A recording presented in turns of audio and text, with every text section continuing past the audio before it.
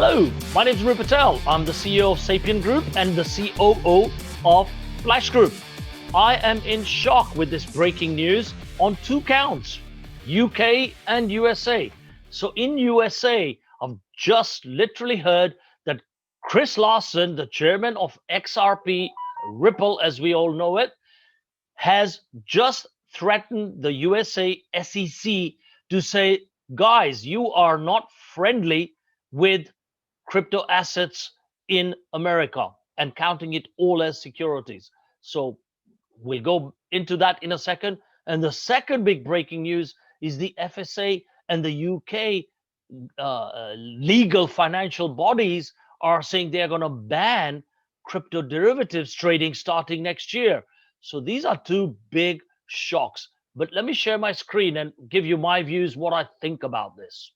Okay, so what I think is happening is much bigger than what we see really happening from the news. Okay, so my view is that, it's the age-old thing. If you think why this whole pandemic and the printing of money has made them do that even more so than ever.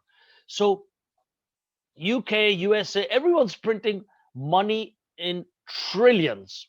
So there comes a point when the government, with all this mounting debt, has got to recover it from somewhere. And it comes back from money. So the Treasury, the UK financial authorities, same with the USA, and the same with all the banks and various government departments involved in that whole financial instrument, have to get together and say, how are they going to lend and how are they going to pay it back? So crypto has always been a thorn in everyone's neck. So what it does is it disrupts the printed currency and value of money based on whatever is printed.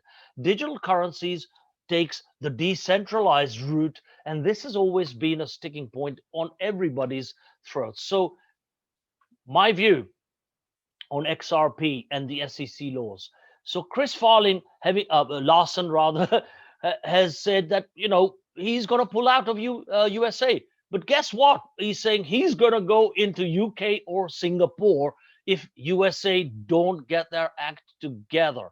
And they need to change their attitude on cryptocurrencies, and we fully agree, because the world, and if you look at it, majority of the miners now are based from Asia and China specifically. So there's streets ahead of what is happening in the DeFi crypto exchange marketplace, the wallet marketplace, the payment marketplace. There are streets ahead. So they know that when they've created their digital version of the currency, the CNY, which is already piloted for the last few months into 4 major cities, they are going to transition to this.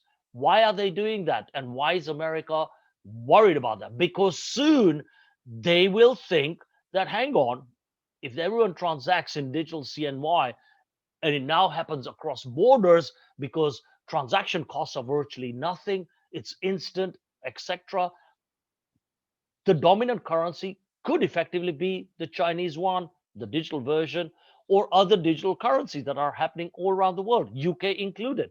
So, my view here, and this is no financial advice, but yes, it will affect crypto and digital currencies.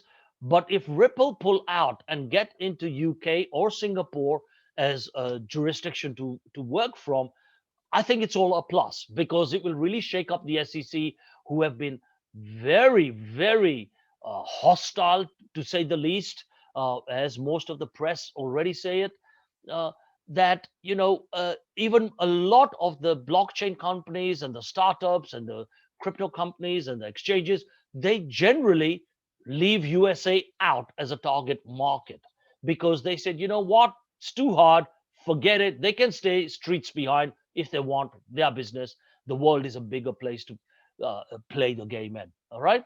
So Ripple, even with the UK announcement of the ban, does not fall into that category, because their business model is very sound in terms of doing international cross-border transactions, which help interbanking, remittances, and things along those lines, which a number of fintech companies are doing through payment solutions, payment gateways, things like that. But Ripple have been in this for a long time. They have a hell of a lot of liquidity, so they can do this at a dirt cheap price. Yes, Libra is a big threat in terms of global economies, but there are several other companies who are challenging that model, our company included. What we are doing in the Flash Group, we have a wallet, we have our own exchange, we have our financial institution licenses, and we have our own staking, masternode staking rewards program, which earns 300% minimum. So we have a full-on alternative to digital banking solutions. So people like us and other companies will feel vulnerable with such news. However, let's get into what the UK's stance is. So the UK is actually not saying banning crypto. What they're actually saying is the derivative side, because that's a high risk to the average investor. What does this mean? So, let's be honest, less than 1% understand the crypto business generally. Even the people in the blockchain space and the crypto space, I would say less than 10% really understand about the trading of it on a day-to-day basis. Okay, so that brings it down to 0.1% of the people knowing it. So UK's stance on derivatives, i.e., the CFDs, the futures, the day trading stuff that is leveraged and things along these lines. Yes, when you leverage something that is so volatile, not knowing it in the options and futures and CFD markets, you are not actually the owner of that investment. You don't physically own the coin or the currency. So, you are at risk. A, you don't understand. B, it's like almost pseudo gambling. Okay. So UK, in my view, has done a good thing, because absolutely CFDs, futures, options is risky for the average investor who don't understand what that type of trading really is, because options and futures, 30 seconds, 1 minute windows to say we think the price of Bitcoin or Ripple or Ethereum may jump to a certain price up or down. It's a very short window. So, of course, you can do slightly longer windows, but that is a really high risk based on the market. The market is full of whales, and that's what happens. They can tank the price as and how they feel, and that's the bit they need to get regulation on, how the whales invest.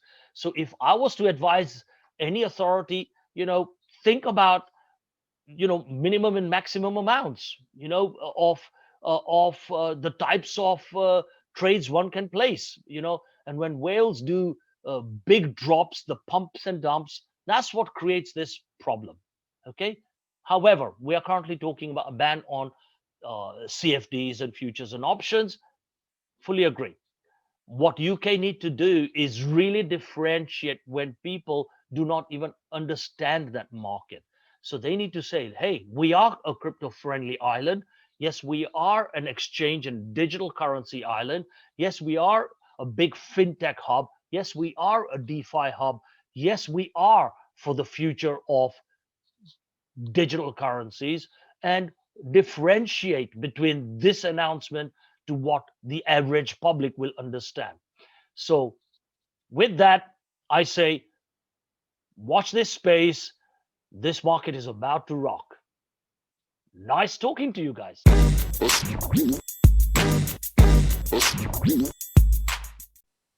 Hello, everyone. Nice to meet all of you here. I am Sergey Sevansyan, immortal conductor of these events, and this is my friend Mru Patel from Britannia, from UK. Now he's in Spain or somewhere on Earth. Mru, for the beginning, you are always welcome on the DTV channel, as every stuff goes around going to be decentralized. TV also tries to be decentralized. That's why I'm happy to share this channel, all this stuff with you personally. And for the second, we're going to attend, both of us going to participate. I'm as moderator, you are as keynote speaker on 2 events. One of them is this one, Decentralized Global Summit 2020 on DAO consensus. And another one is Digital Week Online. First of all, I'm eager to know what are we going to talk about and what's the tips, what are the interesting things going to share with the public. Oh, now you want to know what I'm going to say over there. You know, to be honest with you, Sergey, you know me more than anyone. I don't generally prepare. I don't know how many events. I know I've got 6 this next 2 weeks. I was just looking over here at my agenda. Yeah, I've got about 6 in the next two weeks or so. So this one is the DAO Central, the one you sent me, and the Digital Week Online. Yeah. Okay. Yeah, so yeah. By the way, they are on the same time. You know, 12, 13, 14, 15. So I hope they don't clash my timings between the 2 of them. Anyway. So the same concern is about me, because I'm going to moderate at both events. I'm not just a speaker, I'm just a moderator. That's why so you'll be difficult. Yeah. So you can imagine, you know, this. So here's the advantage in my view. In the early days, we wasted all this time flying around and staying in hotels and meeting and chatting and wasting time. Okay, it was good to network face to face. However, you could do single task, 1 event at a time, and maybe you did 1 or 2 virtual ones, but that's it. Now you can do 6, 7 in the space of a few days. Not a problem. So that's the upside of COVID, by the way. Yeah. For me, it was business as usual anyway. So the next 2 events, the DAO Central one, I think that one, I'm on a panel. DeFi. That's the one I'm on a panel with Tone Vase, correct? Yes. I'm confusing which one's which.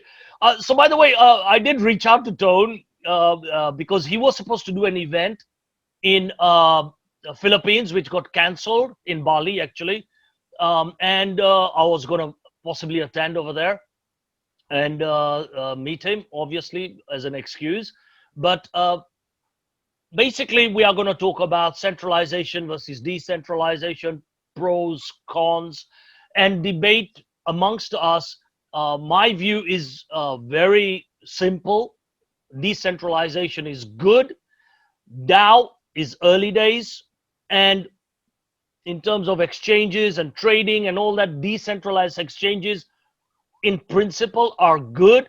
However, very early days, purely because even if it's decentralized or a DAO, there's always a certain number of people who are behind it to manage it. So cut the bullshit and don't say all that decentralized and DAOs and all that. There are certain people behind it who have some control. Okay, you take a vote, but how much of transparency is there of exactly what every single constituent or user says? I want you to put this functionality or this feature, and it's done. No, a few group of people make up their mind and do it. The other upside for centralization versus decentralization, and again on another chat with CZ from Binance, you know, he has the same view. It's very new. You know, even look at Binance, what they are doing.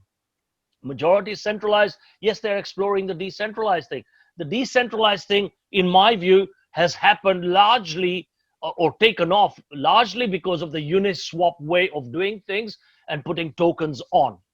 Fantastic. However, if you see the fees that are on there, it's stupid. It's absolutely ludicrous. You cannot sustain that. You know, people are doing virtually 0 fees for doing transactions on their platforms. Virtually 0.1, 0.2 is majority of the people, okay? Unless you're, dare I say, an eToro where you take a big spread. So the thing about centralization is, you know, you do get a central place where you get proper reports of exactly your trade, what you placed, what time, where, was it leveraged, was it not leveraged, and exactly the history of your transactions. In this decentralized way, you have to go into Etherscan, you have to go various places to know what you placed where, what was the time, what was the price, and by the way, what's your exit strategy. You can't put or take out any of your profits, you can't do stop losses, you can't do all of the traditional things that people like me who trade do. So that bit is still early days. Hopefully they will, people will evolve and do that. I mean, we are doing something along those lines anyway, and we'll bring that to market next year. However, to do that is not easy. It's not easy. And the most important thing is it's the security element of it. You know, even though we have hundreds of masternodes out there, it's still, and copies of the blockchain out there. And we are also going to do a mobile-based node now for keeping copies of the blockchain.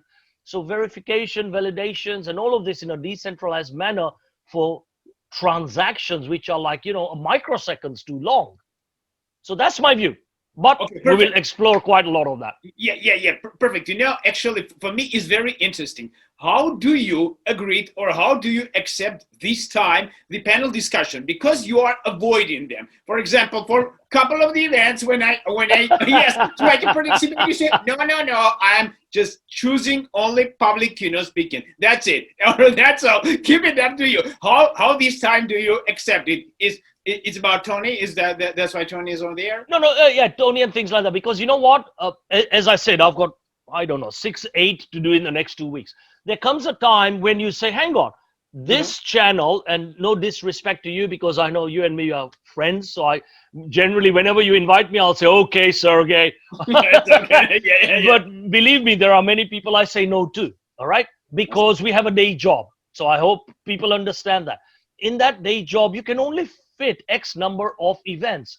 And then when you have multiple different topics and multiple different panels, multiple different subjects, you know, okay, I'm blessed or skilled or whatever you call it, experienced to cover most parts of the business, be it real estate, investments, tech, futures, trading, cryptos, because I've been in these businesses for many years.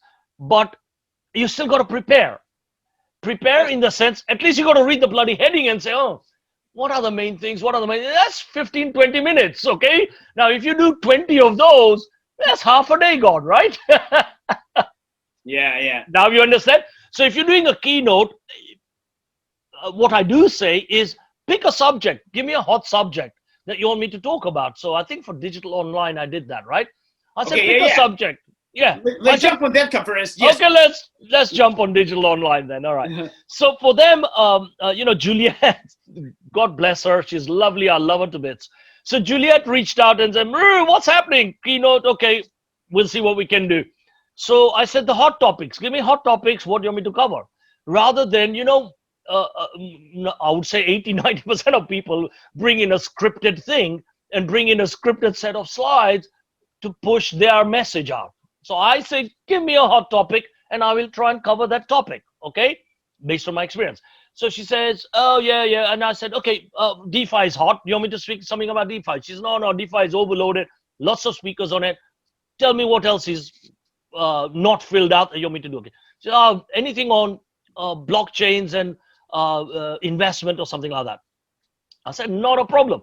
So I will talk about, you know, going back from IPOs, ICOs, blockchain, DeFis, and where I see the market going forward, where people are falling apart, what needs to happen, what kind of regs need to come in to protect the average investor, plus my experience in all of this. You know, actually, on these conferences, people around the globe looking what's interesting and what's inside in this industry. But in my point of view, what I see, starting from next year, for example, in Russian Federation, we're going, for example, to be somehow being jailed for using crypto or using for somehow maybe you can imagine what's going on outside of this country. Maybe when I have to run to, maybe you have the information what's, for example, happening in US or UK. What's the right place for being with crypto? Okay, let me tell you. I don't know whether you saw the news this morning. So I've just done a breaking news video on that, where USA, we all know it. You know, I would say 70, 80% of the people who are out in this business generally say, I don't want to operate in US as a target market. Why? Because US has the strictest. No, they have the strictest policy. They are the most unfriendly. They are the most hostile towards crypto. Obvious reasons. Government are printing money in the trillions.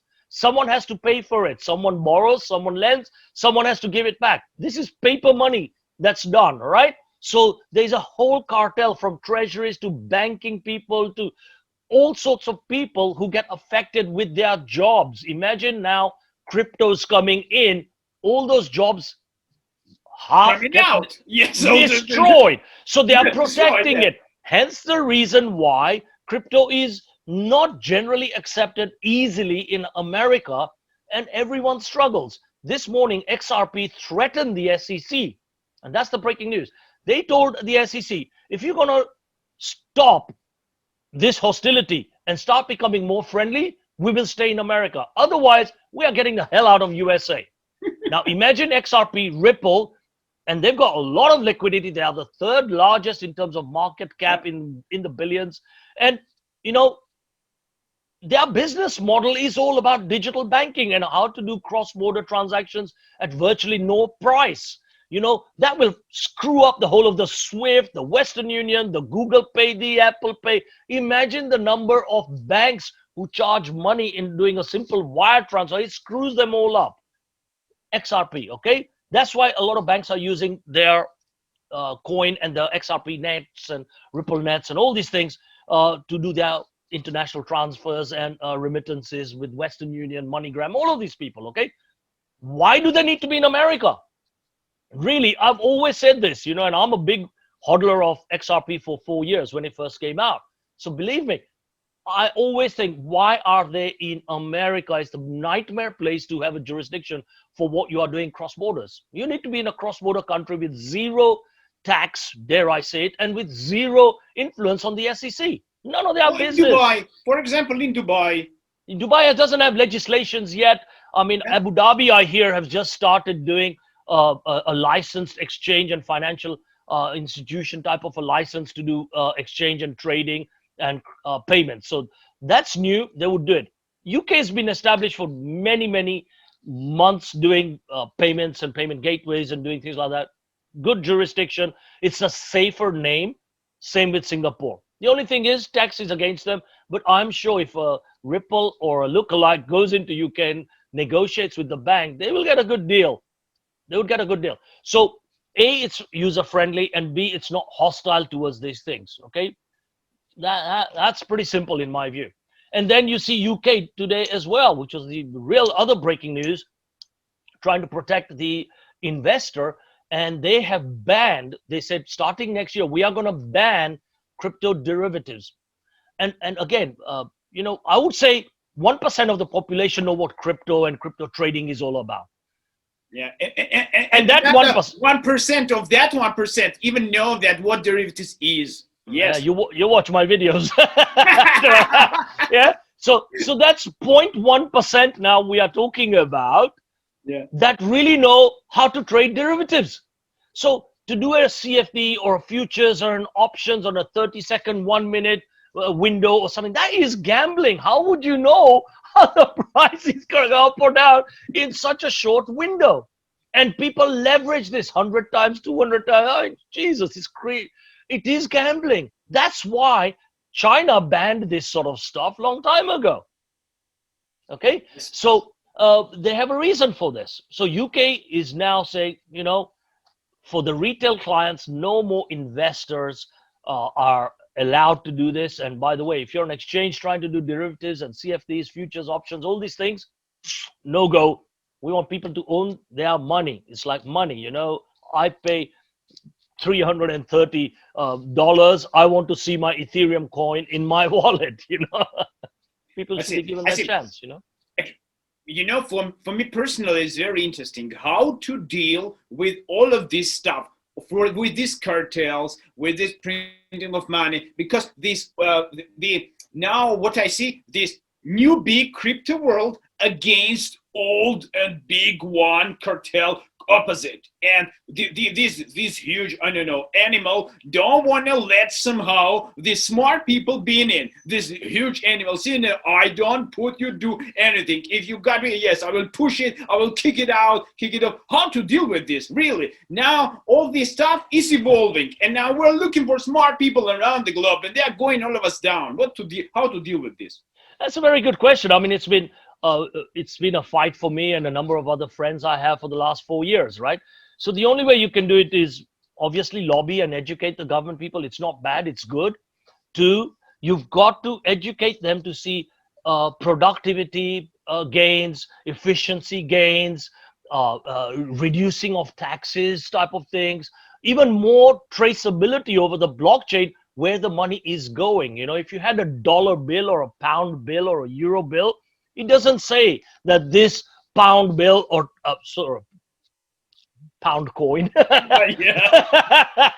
yeah actually changed hands from Sergey to Mru Patel. On the blockchain it does. The only thing is it's decentralized, and most exchanges and most wallet providers and all these people don't disclose that, but you can trace money better than physical money. Physical notes has been the biggest scam, fraud, and all of these things. And the biggest worry that everyone worries about for KYC and AML, you know, money laundering, you know, said, crypto encourages money laundering, that's why we don't want it.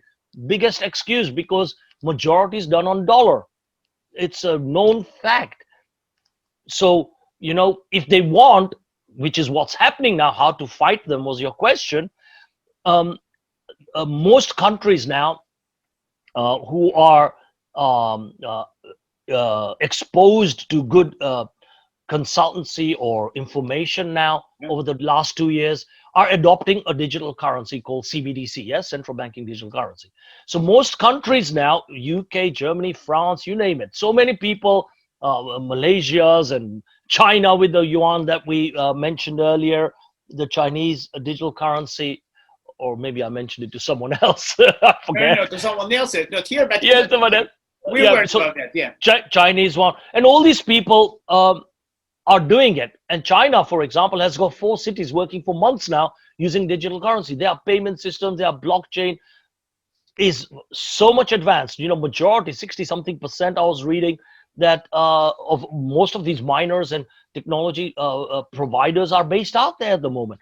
So if you think about it, US is worried, and so they should be, because, you know, come 10 years time, people might just say, hang on, why have we got just one currency that we trade with across borders, i.e. dollars, controlling 70% of the marketplace, with 7 trillion a day rough amount of volume. You know, even if 5-10% goes to 2 or 3 other digital currencies, that's 10 trillion. You know what I mean? Perfect, you know? Perfect. On this good word, yes. 1 trillion, yeah, 1 trillion, sorry. Okay, so perfect. Per day. I see. I got you. You know, actually, very interesting, Mru. Thank you for your time. It's very interesting ideas sharing with our community. I wanna invite a lot of people to see what's going on in Iran, to see what's going on these events as well, because we are sharing our ideas with you, people around, and we are personally want you be much more smarter, much more clarified, much more, and how I'd say, clever, for example, to be clever, much more clever in this finance is this understandable finance industry called decentralized finance. Up to you, but we are going to so DeFi in my view, Sergey, is fantastic as a concept, as a whole thing, but it's nothing new. We've been doing these sorts of things for a long time. Okay, we're just calling it different. We're doing the same things as in banks, but without banks. So what I always say is, we need banking, we don't need banks. That's one of the reasons why we created our own bank, because this was my hobby horse. They've screwed me for 30 years, so this is my way to get even. So we need banking, we don't need banks, and DeFi is enabling to do that. So for example, again, our solution, we have everything from a wallet, transfers, remittances, points, loyalty points, virtually zero payments. In fact, we are doing paid clients. So if you want to be a client with us, we're going to pay you to be a client. None of these fees and all that, because we have our savings plans and targeted ads. So the revenue that comes from there is shared with the clients. And DeFi is trying to do some of this, only we have products like what you see behind me already existing, and we're going to start rolling out next year. So in my view, DeFi, where it's going wrong just now is you get a whole bunch of technical, inexperienced people in business and business sustainability and business fundamentals doing solutions, okay? Which is virtually more of the same, copied models, copied open sources, name the coin what you want, from pizzas to sushis to whatever you want, and away you go. And it is one big bloody hot dog, for all I can say, right? Because it's so hot that people don't know the fundamentals. People don't even know who is behind it. Hell, in the ICO days, we even knew the faces. We knew even some fake faces, but we had a white paper in the DeFi space. We don't have that. Second thing we don't have is any form of regulation. If the one thing it needs to do is have DeFi regulations in place, because this market could be worse than ICOs. In fact, if you look at most DeFi projects, they start from these sorts of friends and token or coin distributions, early investors. What happens? Within the next few days, the dump comes in, it's lost 50, 60, 70, 90% of the price, okay? So the poor investor who comes in by the time it's listed on Uniswap or wherever has lost their money, okay? And you know, the inner circle has made the money, okay? So DeFi needs some form of regulation and control. Again, you know, the pumps and the dumps. If anything, I would say most regulators should do is say, you know what, have a volume that no trade will happen over at any one point in time. Let's do that. You know, it's like what I call an exchange lockdown. Okay, like how we've got a COVID lockdown, we need to do an exchange lockdown. So if they do an amount to say, look, if you're an early stage startup with this much liquidity, no single trade will be above this value. If you're a mid stage with this much liquidity or market cap, no single trade will be above this from the same person or the same account, okay? Same thing with medium, high, and all that. This way you won't get too much pump and dumps, okay? And the exchange organization should build in some AI, ML based trading algorithm, ways of tracing and tracking the patterns of this and stop and block some of these people. Once this happens in a fantastic formulated, regulated way, then I think the market will get a better reputation. That's my take. So you know what I heard, you are going to invent some kind of levels of isolation. If you are, yeah, we are doing that on ours. Yeah. Okay, yeah, it's very interesting. You know, Mru, if you don't mind, I'm going to add to this interview your video about information about how UK, how US dealing with XRP. Not a problem. At this moment, yes, it will be very, very interesting, guys. I would like to see you on these events as well. Yes, all of you. I'm talking about audience. I'll see you personally at 2 events in a row on the next week. Mru, nice to see you. Yes, my pleasure to have you once more time on this DTV channel. We are going to be maybe completely decentralized, but centralized in our minds and centralized in our doings. Thank you a lot. See you. Bye-bye. Nice see you, buddy. Bye. And I'm a Bitcoin baron, I'm scaring the status quo. That crypto going at that foul upload. In the algorithm, gonna get him until prison.